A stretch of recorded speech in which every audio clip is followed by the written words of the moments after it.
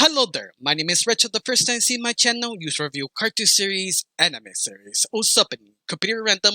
Today we talk about the first season of Villainous from Cartoon Network from HBO Max LA or Latin America. This cartoon, don't worry, will be no spoilers. This is part of the spoiler-ish the best I can. But anyway, the show it was great. It's one of those shows I wasn't sure what to expect. I was sort of hyped, but also scared when I was trying to watch this series because I'm not sure it would be landed perfectly or be completely wrong. It's one of those that I wasn't sure it'd be any good. Now it worked, and my worries was completely disappeared because this series, when it starts and its end, will blow you away because this show is meant for cartoon fans fanatics, especially Cartoon Network fans, because they have a ton of cameos, ton of references for Cartoon Network shows and anime. In fact, they have a JoJo reference in this show. You have a JoJo reference in your own cartoon. That's out of 10 out of 10. That's how great it is. Besides that, it's one of those shows I highly recommend watch the shorts of Black Cat or Villainous because they do reference some of the shorts and kind of continue one of the little story arcs that left in one of them. I won't tell you why because this is spoiler free. Anyway, this whole show, to explain it, what is this show? It's basically, think of it sort of My Hero Academia, but the point of view of the villains, but without the sort of rule restriction you need a license to be a hero or something like that. That is not here. This is sort of kind of the beginning of sort of Hero Academia situation because it's all focused about this team of a Black Hat has who basically goes to place to sort of accomplish sort of deals they made for them. The people who come with them are kind of like desperate now words because each character goes a different point of view. One who needs to help to save the husband, the other comes here to save his house, but once more they don't know where to go to, only to Black Cat. Of course, when you make a deal with Black Cat, they basically gonna take your soul if you are satisfied. But there's something interesting about that because the series do tackles creatures who doesn't have a soul. There's like two different cases. One case was a ghost. Another case was a sort of a AI, like a program that becomes talented. They don't have souls, so how you take the souls, and you can see how Black Hat managed to sort of deal to be satisfied. And I love it. The group who they sent, Flood, Dementia, 505, are so interesting and varied, especially the things they must do to accomplish their goals, especially with Black Hat, because Black Hat, this series, put it this way, Black Hat is basically a god. It's a god that he is sort of born in a way that he could do whatever he wants, who fights whoever he wants, but no one quite worthy of him. He's that OP. He won't lift a finger if his own people are in danger. He just want to see the chaos, the carnage. That sort of evilness, it's kind of scary. In fact, Black Hat is very terrifying. Also sometimes very funny, but funny as sort of a dark sense of humor. But I love it that how you get to know the characters. Each character are actually kind of deep. For example, Blog, he is sort of a sad little nerd who want to please his master, but he can't really please him because whatever he tries, Black Cat is sort of unsatisfied. But at the same time, you get some backstory of why he's here. Not deep enough because you have sort of hints here and there, and especially the final end of the series explain who he used to be, but a very little, just sort of photos and references, and you sort of let you connect to yourself or research online if you want. You have a lot of information of blog online if you want to see it, and you understand why he became blog, why he became this sort of assistant, because his life sort of sucks. He decided to join Black Cat with his own wishes. He wasn't brainwashed. He just wanted to be there, even that you feel sad for him because he is just so beat up, bullied, and put in situations that he can't really tackle. But I love it how he described him in Dementia, especially Team Rocket. They actually reference T Rocket's name on this series because that's what they are, the losers, the henchmen. They trying to accomplish their job. And I love it, they go a little bit deeper on dementia because people kind of say, oh, dementia is sort of a Harley Quinn ripoff, right? No, this series go a little deep. In fact, each character get a little deep to understand who they are. Dementia, describer, she's technically not fully human. Even characters who are monsters or kind of demons who magic creatures ask her what you are. You're not human. How you work? Because she has sort of magic powers. They only use once, I think, in the series, if I remember correctly, that her hair, she could pull anything she needs and eat it and put it back in her hair. I don't know how that works. The show doesn't explain it. But at the same time, she's not human. She is insane. She is not Harley Quinn. Harley Quinn knows how to stop when she knows this is messed up. The Magic, no, she's like blocked. She's there because she wants to be there, and especially she's so obsessive with Black Cat. The point is sort of kind of disturbing sometimes. I mean, this series go dark comedy quite a few times. In fact, you have a few characters who do die in the series, but yet again, you don't see the death. You just see the cutaway. You don't hear a scream or anything. There's always sort of apply something happened, but you really don't know. You sort of have to assume, in other words. And that's okay, because I appreciate that. I can tell, yeah, this character died. This character, maybe he dies.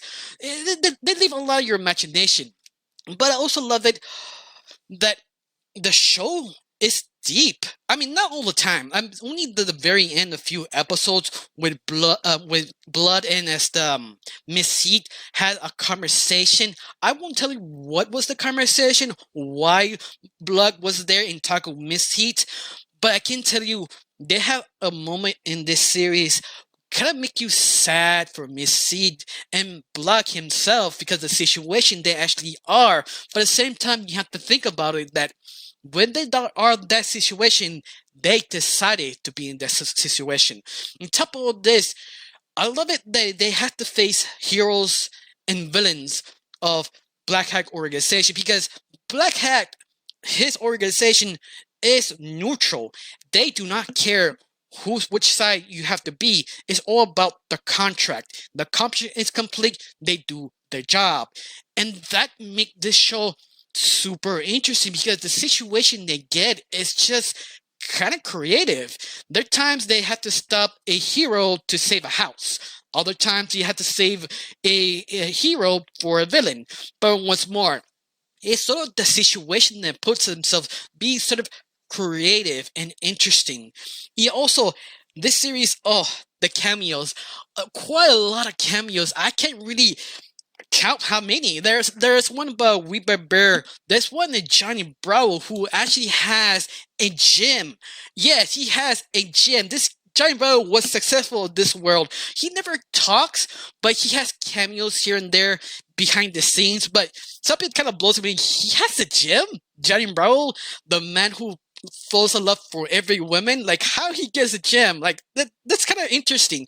But I love it, this series is just so respectful of each character, each cameo you don't really realize, but at the same time they sort of make sense being there. There's one that is a villain that not a villain, a hero is afraid of bears, and they use Wigba Bear as a cameo, but at the same time to defeat one of the heroes in the same time. And that's how clever this series is. It just keeps throwing things left and right. Of course, the some of the episodes are good. There may one or two is the writing kind of off here and there, but besides that, this series is a perfect 8 out of 9 because it's really that good. It's one of the things I hopefully they translate to English because this series is fully in Spanish. In fact, it has a lot of Mexican culture, but don't worry. Some of it is sort of easy to understand. Some part you misunderstand. Especially there is like one scene that Blood, especially facing a parasite mask who possessed a wrestler he had to take down, and all the heroes are just sort of praying, but not praying. It's sort of a tribute to his death.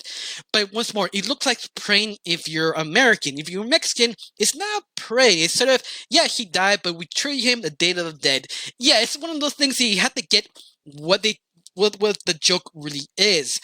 But once more, is it you need to know a lot of Mexican culture? Nah, not really. I mean, maybe one or two would throw you off, but at the same time, also Japanese anime throws you off a couple of times that nobody cares because what's more, you just left Japanese culture and anime.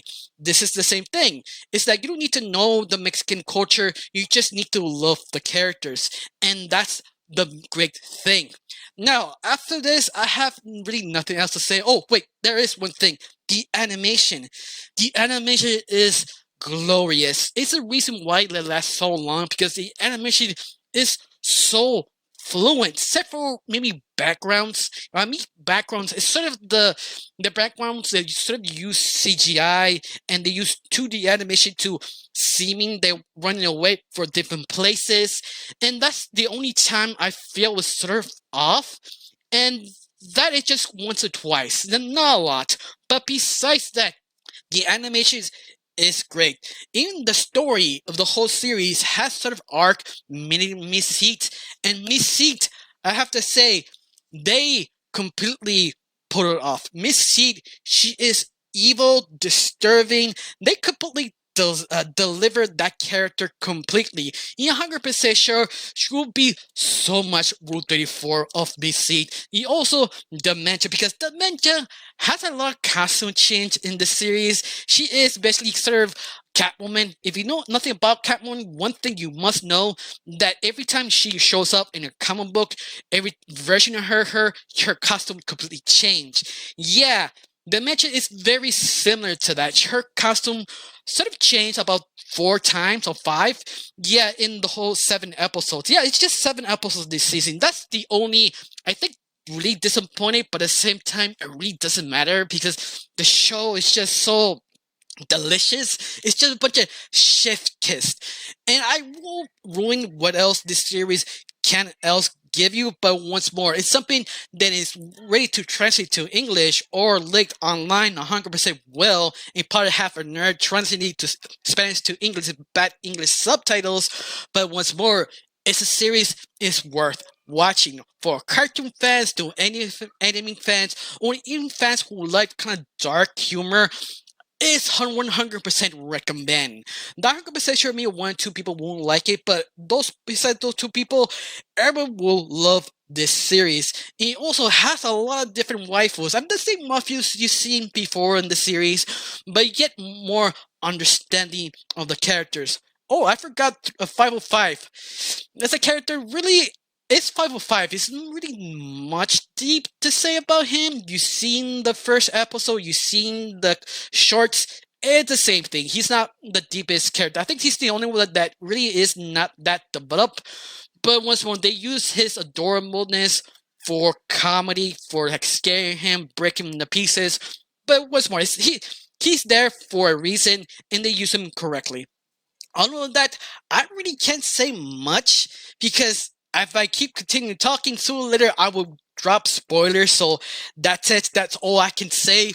But later on, I will make spoiler reviews, especially Mesite, Black Cat, and Flock, because all 3 of them, especially Dementia, also has so much deep lore. Understand what they are. I probably will breaking down each one for a spoiler video.